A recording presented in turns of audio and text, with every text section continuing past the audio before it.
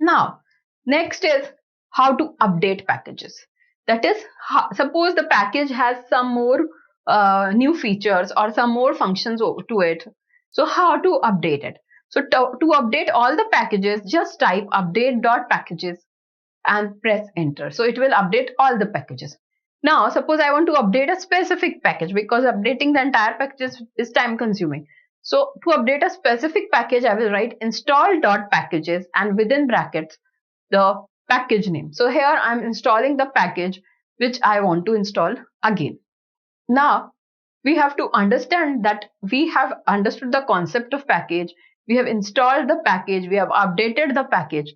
But now the question is that how to load that package into your program.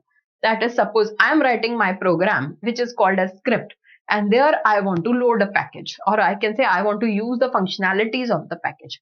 So when a package is installed, we are ready to use its functionalities. If we just need a sporadic use of a few functions or data inside a package, we can access them with the following notation: package name : function name. For example, let's access the birth function of package baby names. So the name of the package is baby names and the birth function. So then this command will help baby names : births. So what will happen? It will be automatically loading births function of the package baby names in your particular code. Now, one more thing is very important and also sometimes very confusing, that what is the difference between a package and a library. Library is also serving the same purpose. There is also a list of functions. Here are also a list of functions. But why one thing is called as package and the other thing is a library? So there is always a confusion between a package and a library, and we find people calling libraries as packages. So mainly, what is library? Library is the command used to load a package, and it refers to the place where the package is contained, usually a folder on our computer. So basically, library is what? It is a folder on our computer. It is basically a place. It is a search area. It is an area where we might be having a package. It is very much like a library, and in the library there are various books of various categories. For example, IT, operations, finance, HR, and let's say biology. So library is a place where there are a lot of books. Likewise, it is library is command which is used to load a package, and it only refers to the place. On the contrary, what is a package? Package is a collection of functions bundled conveniently. The package is an appropriate way to organize our work and share it with others. So basically, suppose I have done some work on baby names or birth. So that baby name is my package where I have done collection of functions, and all the functions are working on baby names. And then I'm sharing that with everyone. So that is a package. So library is, I repeat, the library is the place where the package is contained. On the contrary, package is a collection of functions. Now, let's understand some R data types, which we have not touched as yet because we have only talked about numeric, integer, character, logical, etc. But now we see some more R data types which makes R so popular. So in contrast to other programming languages like C and Java in R, the variables are not declared as some data types. Certain variables are not declared as data types. The variables are assigned with R objects, and the data types of R objects become the data type of the variable. So we understand one thing, that whatever is variable to assign to our object, that object has a data type, and that data type is assigned to the variable automatically, and we are saving the time of declaring the variable first.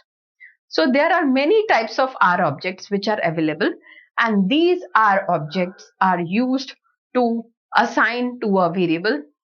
These are vectors which we are using again and again in the introductory code. Then we have lists, matrices, arrays, factors, and data frames. So let's start with what is a vector. Now, we all have seen vectors in R are same as arrays in C language, which are used to hold multiple data values of the same type. So basically we have multiple data values of the same type. So in R, the indexing of the vector starts with 1 and not from 0. This is one more thing that we have to understand. Let's have a look of a numeric vector and character vector. So here you can see a vector in R is of values 10, 20, 30, 40, 50 until 90, and the index starts from 1 and ranging till 10. So this is a typical vector in R that we have created, and this vector is the same as arrays in C, which is holding multiple values, holding multiple data values of the same type. So all the values are numeric in nature. Now let's have a look over here. When you want to create vectors with more than one element, you should use C function. So I'm using a C function, which means combine the elements into a vector. So I'm using a C function to create a vector, and I'm combining the elements in a particular variable. So you can see over here in the example, I'm creating a vector with the help of a C function, and C function is basically a combine function, and it has been passed three different values, red, green and yellow. All the three values are of same data type, and the value is stored in the variable apple. So when I print apple, I get the value green, red, green and yellow. I want to get the class of the vector. What will I do?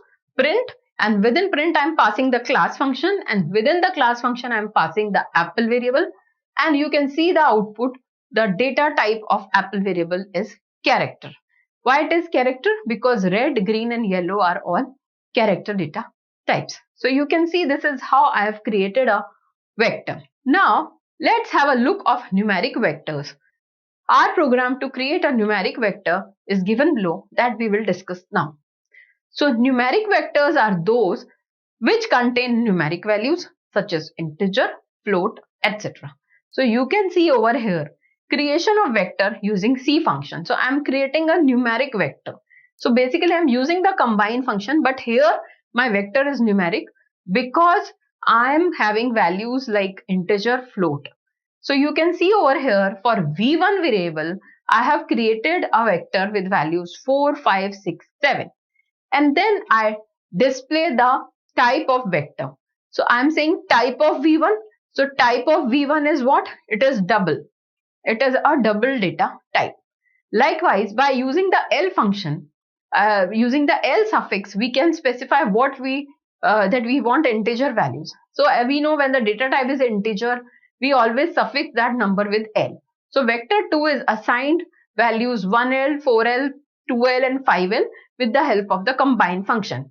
And here also you can see display the type of vector, type of v2, and the type over here is integer. So you can see I have created two types of vectors over here. The first type of vector is a double data type, and the second type of vector, which is v2, is an integer data type. You can also see that I have suffixed L with every element of the vector, because that is the rule that when I'm giving a data type integer, I have to always suffix that with L. And I'm printing using that type of function, and I'm printing the data type of the vector v2.